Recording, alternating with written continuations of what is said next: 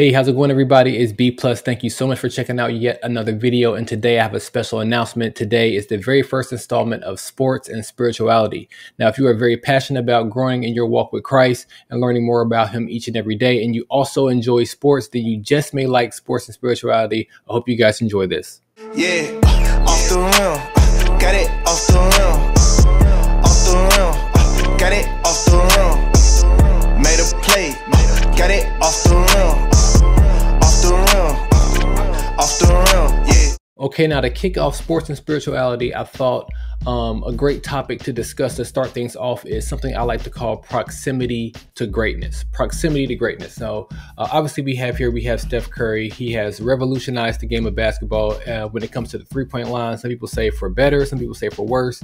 But in my opinion, I think that he is the greatest three-point shooter of all time. I think he validated that at the end of the 2021 calendar year. So what am I talking about with proximity to greatness? Obviously, we know Steph Curry is great, but I want to highlight two players on his team this year that I think that he has rubbed off on. So the first person I want to bring up is Jordan Poole. Now, he was drafted late first round by Golden State a few years back, and he just had like a regular rookie season, nothing too special. But then we saw a jump last year when Steph was just kind of playing without Clay. They were trying to reorganize that roster. They didn't have it quite right. But I feel like a lot of good things rubbed off on Jordan Poole this past year. And now heading into this year, he's averaging career highs across the board. And it's just something about being around a great star like Steph Curry. I mean, you're competing against him every day in shooting drills. You're seeing his work ethic. You're seeing what he brings to the table each and every time he steps out on the court. And I feel like that rubbed off on Jordan Poole, and now he's unexpectedly a rising star for this team. And the next person that I want to talk about is Andrew Wiggins. Now, we know that he's been in the league for quite some time now. Obviously, when he came into the league, he was drafted by the Cavaliers, and he was traded immediately over to the Timberwolves. He kind of struggled there, averaged up to, I think, 23, 24 points one year. But now, this being his second year playing with Steph Curry, I think it's maybe his first full year, but I really feel like he stepped into his own as well. And no, he's not averaging 24 points again, but he's averaging, I think, around maybe 19. But the thing about him that's really jumped off the charts is his efficiency. He's shooting a lot less, but he's shooting at a higher percentage. He's shooting close to 50%. He never shot more than like 33% from the three-point line playing with the Timberwolves, but now he's shooting like 42, 43%. And a lot of that is because of the attention that Steph Curry gets. And because of his proximity to greatness, he's, again, just like Jordan Poole, he's learning a whole lot from just being around Steph day in and day out. And now he's getting, just because of the greatness of Steph, now he's getting better looks. And just getting better looks isn't the end all be all. He's knocking them down, and he's taking advantage of his proximity to greatness. So I do want to kind of switch gears away from basketball here, and I want to talk a little bit about boxing. So shout out to my homie Dion. He's a big boxing fan. He always keeps me in the loop. He watches all the fights in between the big fights. I just watched the big fights for a while, but this past 2 years, probably since the pandemic started, I've been getting more into boxing. So I want to talk about proximity to greatness, but a little bit in a different way. I did watch this fight here, and I want to play this quick clip and then talk about it a little bit. So there we see the Canelo Plant fight. I thought it was a great fight. Finally ended in a TKO, I believe in the 11th round. I thought Plant was going to go the distance, but Canelo made some, not quick work of him, but he finished the deal around the 11th round. Now, before he got to this point, though, we have to talk about this first. Now, like I said, back in the day, I only watched the big fights. And I remember watching this fight, and I wasn't the biggest Mayweather fan. I actually enjoyed rooting against him, but when this fight was happening, I just knew Canelo didn't have a chance against the defensive, that shoulder that Mayweather would throw up, and just like his head movement. Canelo was not going to be able to hit him. I knew that much about boxing. No, he was going to be able to get him that night. But a lot of people tend to think that the rub happened that night, and that happens when you play up against somebody. They talk about it a lot in MMA, I think in boxing as well, of when you play against somebody great, you lose, but at the same time you gain a little bit. So this is a different look at the proximity of greatness. When you get up against a great task, when you get up against a great opponent, you may lose, but you still get something from it. And it also can happen as a teammate. I think we saw that with LeBron. And when LeBron went and played with D Wade, the rub happened there in a way too, where he kind of learned how to win a little bit. And then D Wade handed LeBron the keys, and for 10 years straight, a whole decade, LeBron was making his way to the finals. So what am I talking about? In proximity to greatness, what does Steph Curry and his greatness, and Canelo Alvarez and what he learned from his fight with Mayweather, what does that have to do with anything right now? I want to kind of shift and talk about the proximity to the great one, like how looking at the Word of God and looking at here it has 6 different groups of people, but I don't too much want to focus on that. I do want to kind of highlight Peter, James, and John though.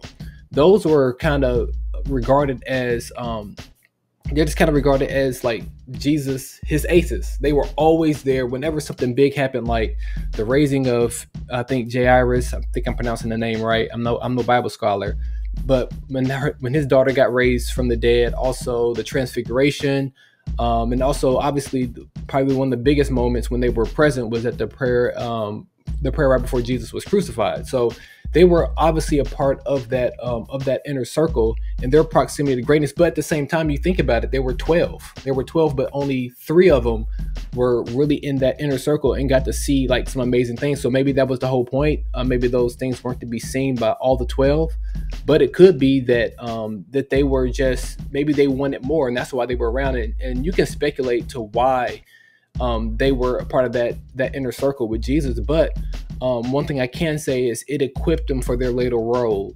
It equipped them for their later roles in the Bible. Obviously, we know Peter in Acts 2, the message that he delivered there. We know James wrote a very powerful book in the Bible, and kind of like that list goes on. Obviously, we know all about John. So what I want to highlight, and then even before I go there, even if you look at number 6 of these groups of people, the proximity of greatness, even those people who were like furthest away from them, when they got their opportunity, like Nicodemus, the woman at the well, like when they got their opportunity to be in the proximity of the great one, like they had to capitalize on that, and they had to be open and willing to hear from the Lord at that time. So what I want to challenge us here with is to think about who are we around, not even so much of like who the person we're around, but just think about like if you're for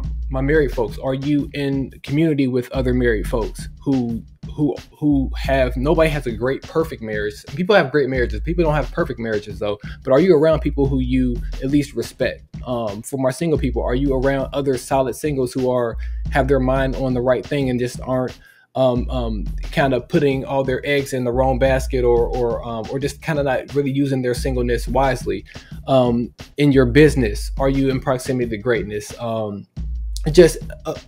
Even in the podcast you listen to and the music you listen to, like, are you putting yourself around the right types of people that are going to rub off of you in a good way? In the same way that with Steph Curry and his teammates, people are around the greatness, they're on the same team, and they're learning from him, and they're bettering their career because of it. So you can look at it that way, or you can look at Canelo Alvarez. He went up against a great opponent. And in our walk with Christ, we come up against great opponents, not like great as in they're good, but like great as in they're big. There's a lot of things that we struggle with, mental health, lust issues, and things like that. Those are great things. Those are really big things. But in order to get over those things, you have to get into your word. You have to get around, like I said, get around solid people. And you have to ask the Holy Spirit to help guide you through those things. So that's what I have. That's the first installment of Sports and Spirituality. I hope you guys enjoy this. Feel free to share it.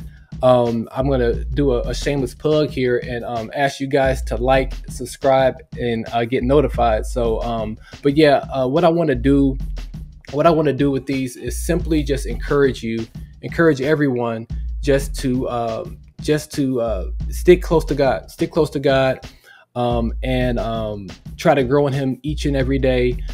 Be mindful of the people that you're around. Be mindful of the content that you're putting into your body, because all those things manifest themselves in your everyday life. So thank you guys so much for checking out this video, and until next time, peace in, confusion out, and be positive. Murder, killing, hurting children, burning, building churches, stealing, worse intentions, turn to villain, cursing women, circle sending, blurry vision, serving sentences, the serpent hissing, listen, Percocets persons, purpose missing. If you hurt conviction, but you out here doing it, and that's what you want, don't hit my phone, cause I don't want nothing to do